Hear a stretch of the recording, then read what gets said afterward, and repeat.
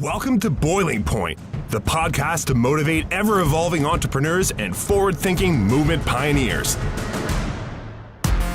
Our hosts, filmmaker Greg Hemmings and executive coach Dave Vale, are turning up the heat in the world's business communities. Our interviews with entrepreneurs, thought leaders, and movement makers are raising the temperature of inspiration. Live from the hottest studio in this quadrant of the universe, here are Dave and Greg. So Dorothea, listen, I'm going to start this podcast right now. Usually I've got my co-host Dave with me, and usually we do a little rambling introduction, and I do some sort of interesting, bridge over to our next guest. But you are a former guest of the Boiling Point already, so you know how it goes. And Dave, I think he got a little bit mixed up with his dad responsibilities and actually had to emergencyly go pick somebody up from school or daycare. I don't know exactly the details, but he does send his regrets. But you and I have lots to talk about. And before I press record, you were just about to say how excited you were to see Dave in person. I was extremely excited to see Dave because if you remember correctly, in the early days, pre-COVID, PC, right? Boiling Point podcast was recorded and it was just social audio. It was just, me, you, and Dave having a dialogue, talking about, I think we were talking at the time, and this is years ago now, about, Trump being elected. That's how long it's been since we had our first conversation on Boiling Point. We have talked obviously many times. And I know what you look like and you know what I look like because we have talked several times outside of the genre of Boiling Point on things that we love, like social venture capitalism and other items. Nevertheless, I have to say I was really excited to finally see Dave Vale. Well, I love it when live and in person. Yeah, we can make him feel bad. I'm sure he'll be listening to this and realize how much he's missed. Maybe it'll make him feel good. Actually, it'll make him feel good. Okay, and then the other thing I was going to say to you as well, the thing I love about you guys is that you always try, to say my name properly. And I've always, listen. Dorothea Bozy Colonna Volpe is not like, it doesn't fall off the tongue like Greg Hemmings. Dorothea Bozy Colonna Volpe. Did I do okay? Yeah, you got it right. I remember the first Boiling Point podcast, you were like, okay, how do you want us to introduce you? And I remember we joked around about the fact that my name is so bloody long, and I was bullied like crazy as a kid.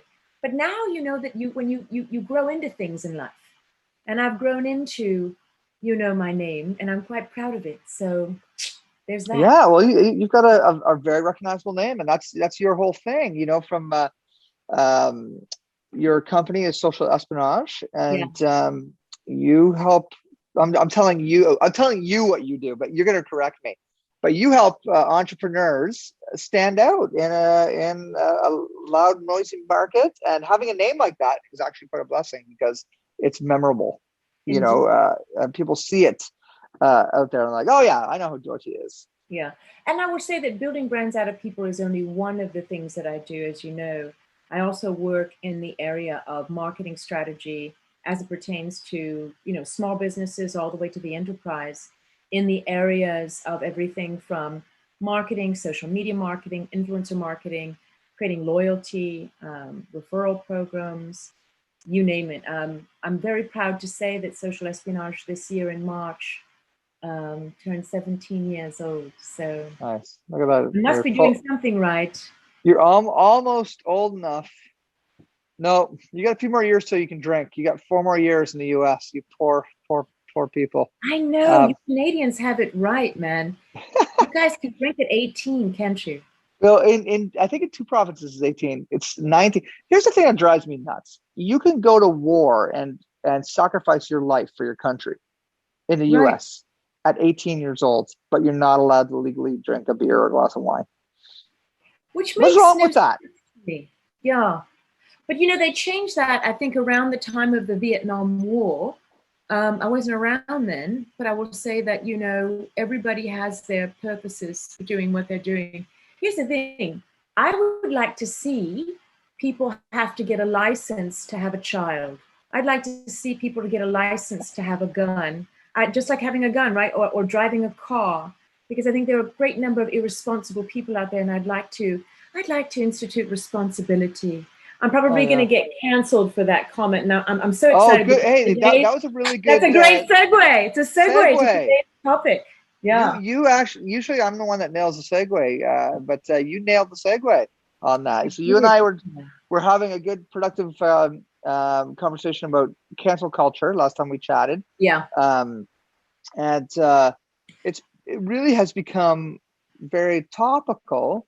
And, for me, being somebody who's always trying to understand where movements come from and what the purpose of people's perspectives are, I am quite interested in understanding the roots of the change that needs to be made that has resulted in cancel culture, which is not necessarily a positive thing or productive, but perhaps it is if it's about trying to force change quickly. So I am personally wide open to this debate, not debate with you, but debate in general. In general, because cancel culture is something I hope does not last long, but I hope that there's a disruption that happens quickly, and the Harvey Weinsteins of the world, let's just start with the extreme, right?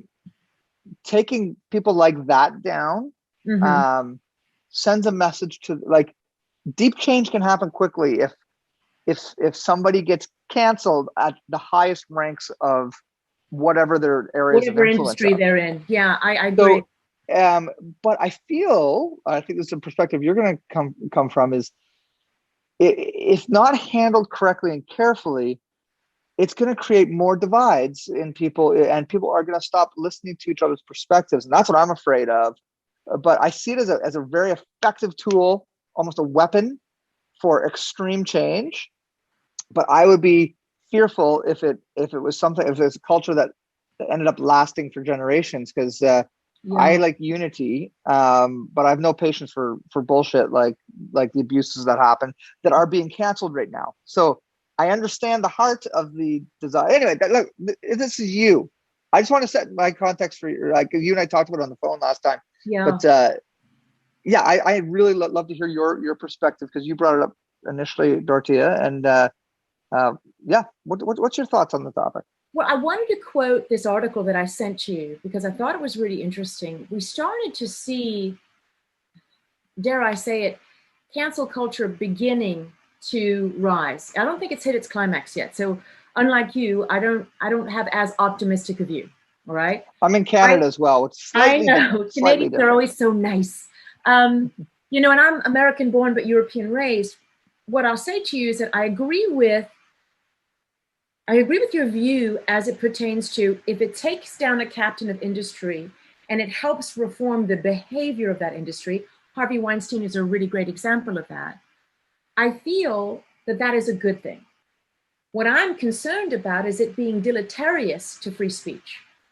And I want to quote this article, if I may, and then I want to give you a couple of examples, both left and right, okay? So if I may, I'm just going to jump into it. So the article is from Harper's Magazine. It's from July 7th, 2020, last year. And it was a letter on justice and open debate. And it was written and then signed by several people. I mean, tons of, people who are in both, educators as well as thought leaders, actors, actresses, playwrights, you name it. And one of the things that I thought was so brilliant and so lovely in how it was articulated is as follows. The free exchange of information and ideas, the lifeblood of a liberal society, is daily becoming more constricted.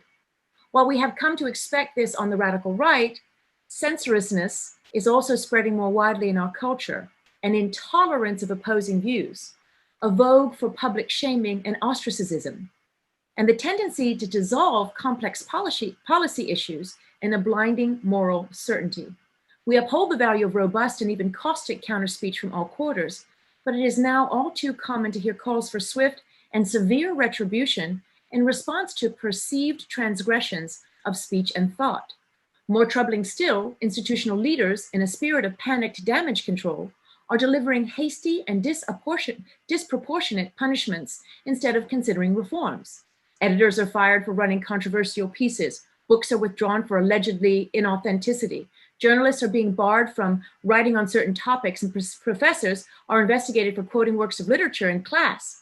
A researcher is fired for circulating a peer-reviewed academic study, and the heads of organizations are ousted for what are sometimes just clumsy mistakes. Whatever the arguments around each particular incident, the result has been to steadily narrow the boundaries of what can be said without the threat of reprisal.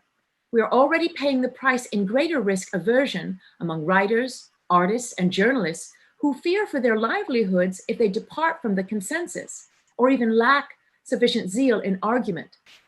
This stifling atmosphere will ultimately harm the most vital causes of our time. The restriction of debate, whether by a repressive government or an intolerant society, invariably hurts those who lack power and makes everyone less capable of democratic participation. And the thing that I really loved about all of that is that it's wrapped around something I talked about this past Monday, which was Tuesday actually on Instagram, which was freedom of speech. You know, it's one of the things that both Canadians and United States citizens hold dear. And I don't know if you know this, but Monday was Bob Dylan's birthday. He turned 80. We did know that. And we celebrated. Yeah. We celebrated here with my friend. I booked out the Imperial Theatre, Brent Mason, and every year on his birthday, all the local musicians come and play Dylan tunes, and it was great. Yeah. But if you think about it, during the time frame with which that he hit, let's say his theatrical height, right, as an artist, was a time of reform, was a time of progressiveness. They were, they were protesting what the government was doing, a war that we were in, to, Vietnam that people didn't agree with. And then think about Tuesday, George Floyd. Mm-hmm. George Floyd, unfortunately, his death, he was murdered, okay, really caused a ripple effect around the world. In that you saw, Black Lives Matter protests in Paris, in Berlin, in St. Louis, Missouri, in New York, in Toronto, Canada, in Atlanta, Georgia. But the flip side of that is that there are a great number of people, I feel, that are being ostracized.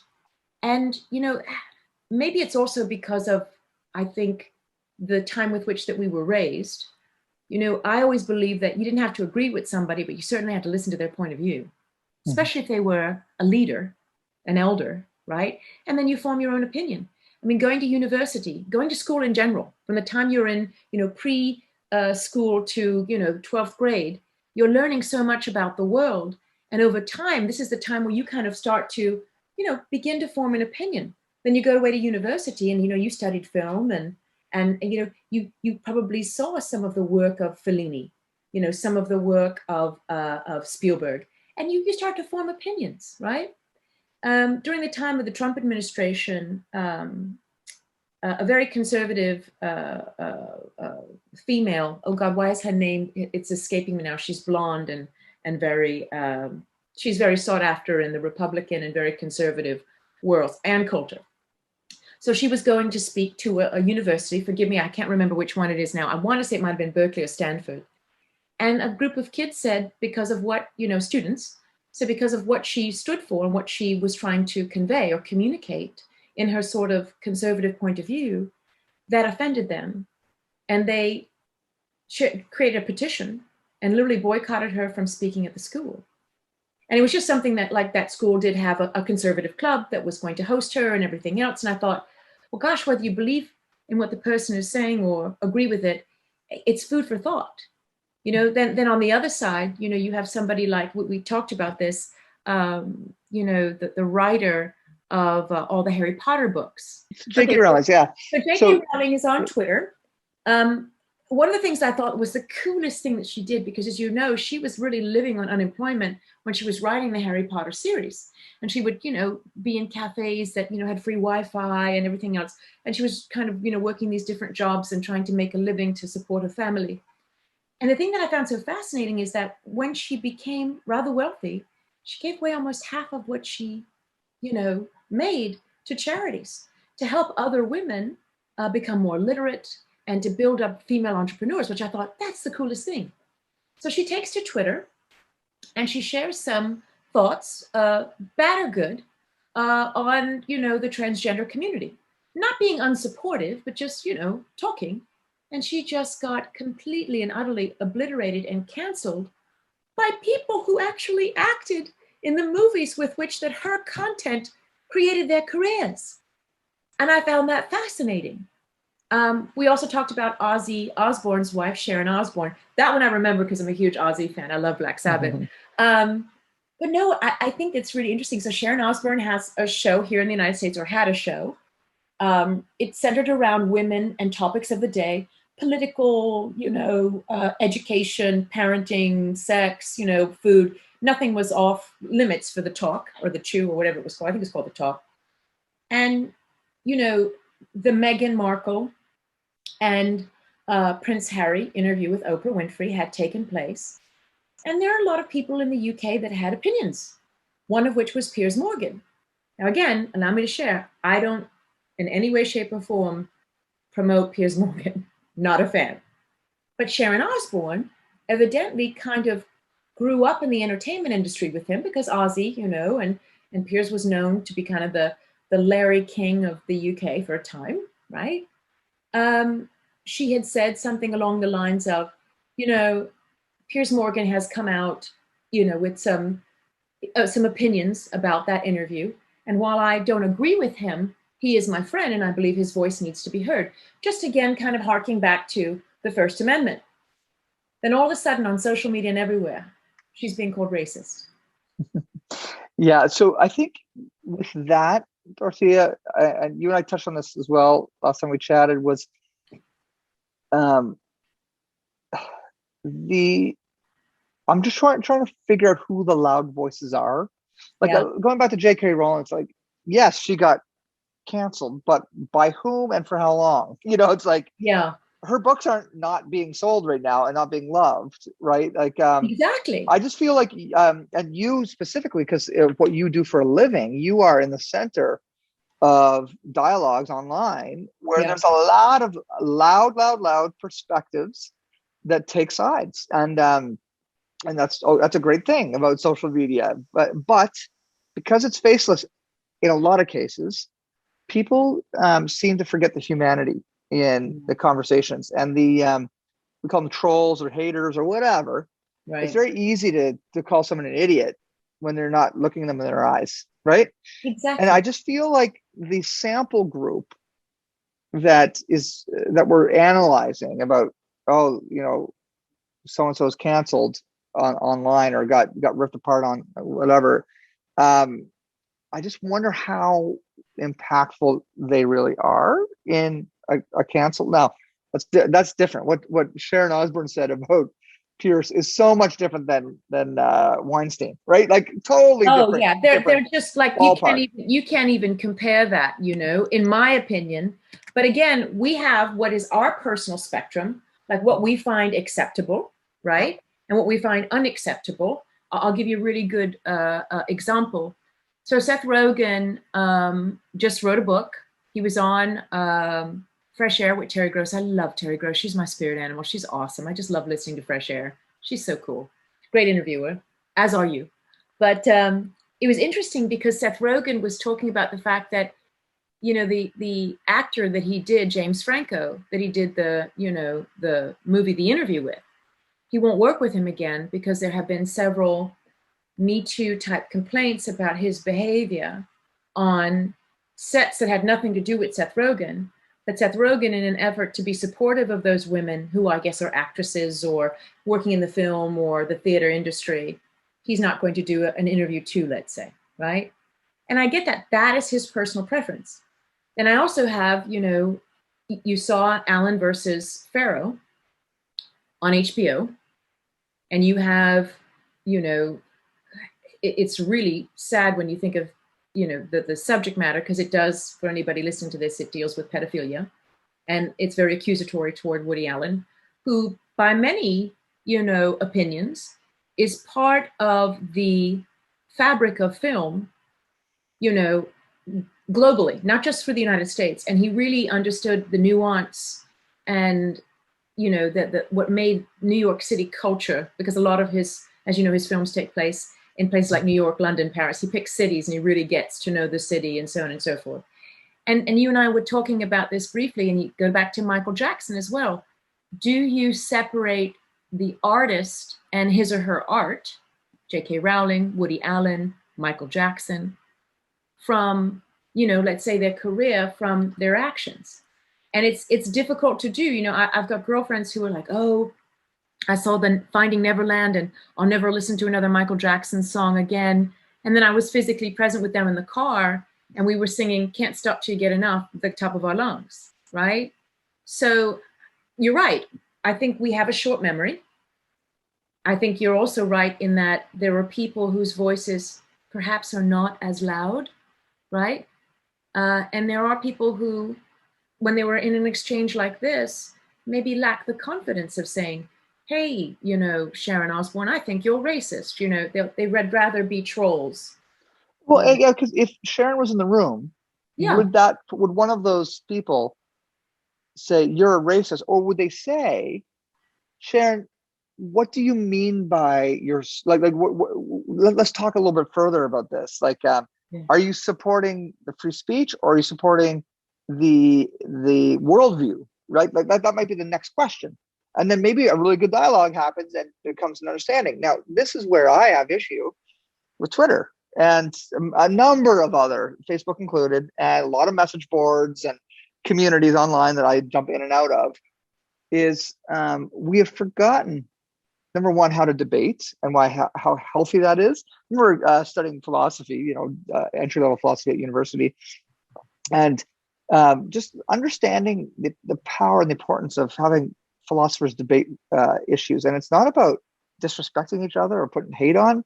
It's about extrapolating ideas and defending ideas in hopes of a greater understanding. And I think social media, one of the negative outputs of it has been this really quick, snappy reaction where the humanity and the emotion has been stripped out. It's just like, the first thing that comes to my mind is, you're wrong, I'm going to say it. Bloop. Oh, look at that endorphin rush, because all these other people agree with me. Ooh, look, I'm not alone. I got some power. So then I want to rewind a little bit before that unfortunate, unintended impact of social media. But what happened to our education system where we forgot to teach our kids about critical thinking? And why are so many adults in Canada and the US and around the world not able to just step back for a second and say, there's a very good chance Sharon Osbourne's not a racist, because, that's a critical thought. Maybe she is. How would I know? I've got no data to tell me who she is or not. But I guess my critical thinking side of me tells me I don't have enough real firsthand primary information to make a real judgment on that. But am I the only one, or are you the only one that we're taught the ideas of just thoughtful process and critical thinking and understanding that there are always at least three sides to a story?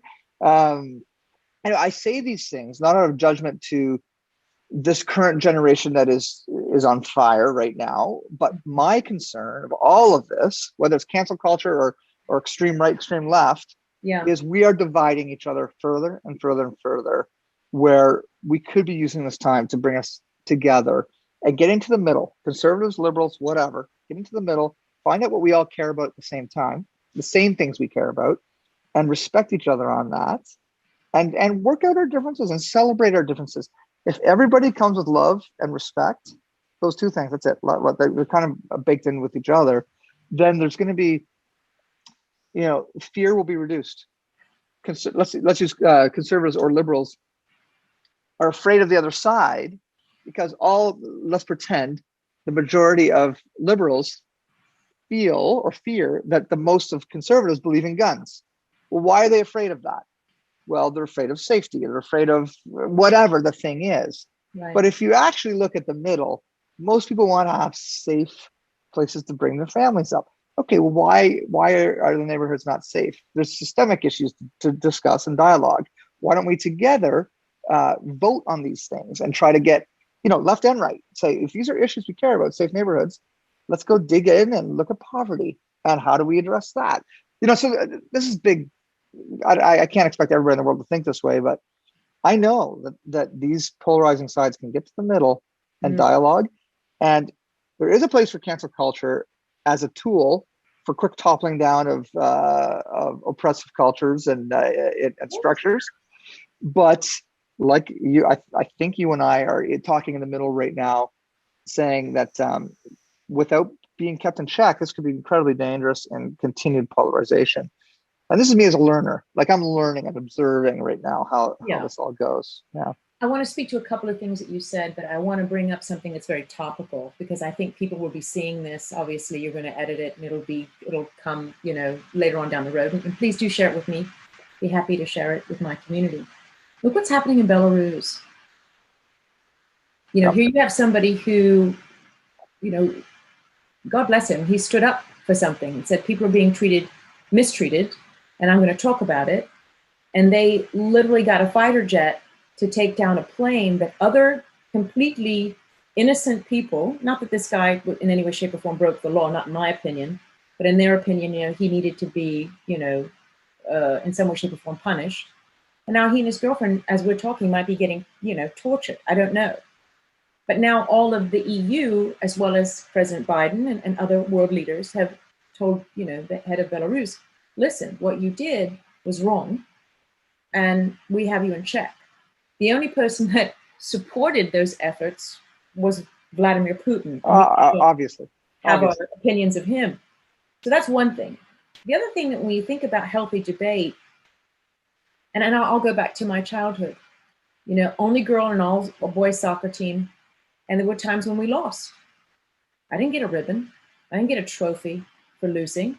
I got, I was shown that, you work as a team. Sometimes you win, sometimes you lose.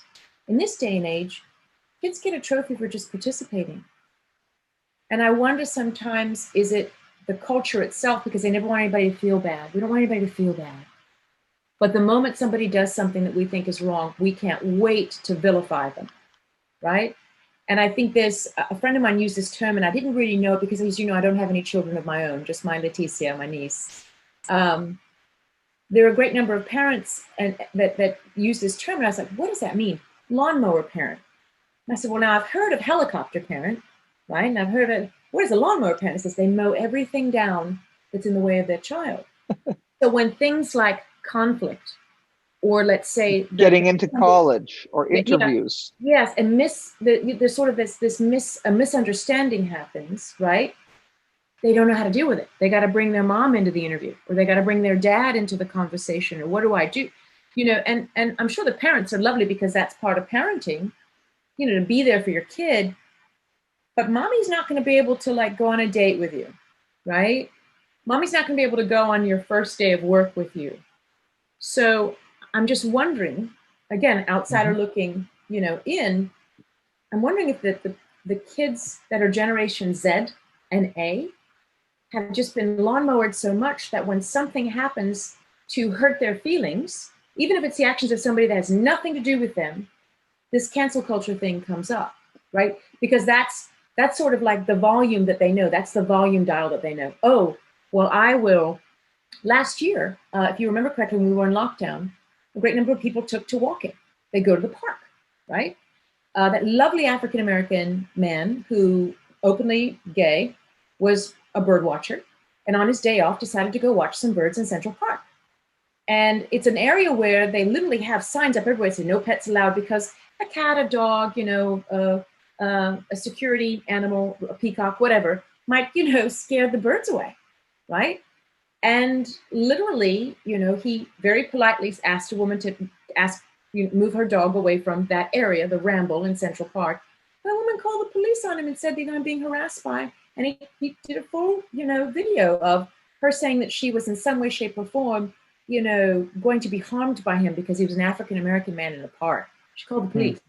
And if you remember correctly, she was, divorced from her job. She was really vilified in the press. The company with which that she had just adopted a dog from asked for the dog to come back, right? But it was her own actions that caused this. You see.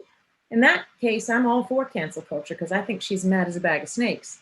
But at the end of the day, I think we have to embrace healthy debate. We have to embrace critical thinking. And my concern is that there's going to be a couple of generations right? Of people who, because of the lawnmower parenting, they won't know how to deal with confrontation. They won't know how to deal with somebody who doesn't agree with them. I love it. Yeah, Dorothy, that's really, really good food for thought, and a good way to wrap us up because we're at time. But Oh, I'm I sorry. think no, this I is was great. having so much fun. In fact, we usually keep the interviews around 22 minutes, but when Dave's not here, I get to go to like 48 minutes. It's perfect. But I think that's really good food for thought, and I hope that our listeners will take this, and because a lot of listeners are parents as well, and Yeah. the importance of understanding that, yeah, given the high five for trying hard, 100%, but losing is okay. It's part of the deal. But also thinking very carefully that about the actions, like the woman in the park. You know, she made a decision based out of fear, right? Does that make her a bad person? Up for debate. We don't know her, right? So, but that fear comes from a structural injustice that is much deeper than that situation on the park with that innocent man, right? Exactly. This is a structural issue that, you know, the left and the right would all benefit from if everybody just came together and said, where are our structures of oppression and injustice and racism, you know, and how do we start getting rid of the fear? How do we get it so every single black male in his early 20s or teens is not afraid of the police? That's a structural issue, right? So I don't have the answer, but can we get those parties together and start having dialogue? And one way to hurt that movement of getting people together is us being, you know, ripping idiots on social media and saying, you know, fuck the police or the other side, right? Like it's I just think we have to be careful as humans. There's too many of us on the planet to cause huge wars. These issues are critical. They have to be dealt with. And I think the cancel culture thing proves to you and I that something's happening right now. Then, like Bob Dylan's time, there's something happening, and it's I think it's hard to see how long this is going to go. But what a great conversation, Dorothea. Thank you for this. You're very welcome. And if your listeners want to check out my Instagram, every Monday I do a Monday motivation. Sometimes I'm late and I do it on a Tuesday, but they're funny as well. And my handle there is @Social Espionage, the name of my company. It's the same thing on Twitter and on TikTok and every place else. But like you, I do believe, and I had a mentor that said that the world runs on two idioms. You know, there's fear and there's love. Everything. How something is written, political idioms, how people think, it's fear or love, you know? That's like, and I really feel like, for me anyway, I really always look to love first. You know, who was it? The guy that Mr. Rogers of Mr. Rogers' Neighborhood. Remember what he said when he was off air for years, and then 9/11 happened. And they asked him on PBS, you know, we really need you to come back and explain to the children what had happened to the United States. And very boldly, he looked at right in the camera and said, kids, whenever you see something bad happening, like 9/11, you know, he was kind of recounting what happened as the towers were hit. And you see this on the news and you see the Pentagon and what happened. Look around you and start looking at the people who run toward the incident, the people who are helping. They're always going to be helpless. There's always going to be people who run toward love. There you go. That's a great way to wrap it up. Dorothea, thank you so much. And hope everybody listening connects with your Instagram to see your motivations. And we'll be chatting with you again very soon. Thank you again. Ciao. Bye-bye. Thanks for checking out this episode of Boiling Point. Remember to rate and subscribe to us on iTunes and follow us on Twitter @BoilingPointPod. To see more from Dave Vale, check out leadershipunleashed.ca or visioncoachinginc.com. And on Twitter @Dave_Vale. And to catch up with Greg, visit hemmingshouse.com and @Greg Hemmings on Twitter. Thanks for listening, and remember, keep that pot boiling.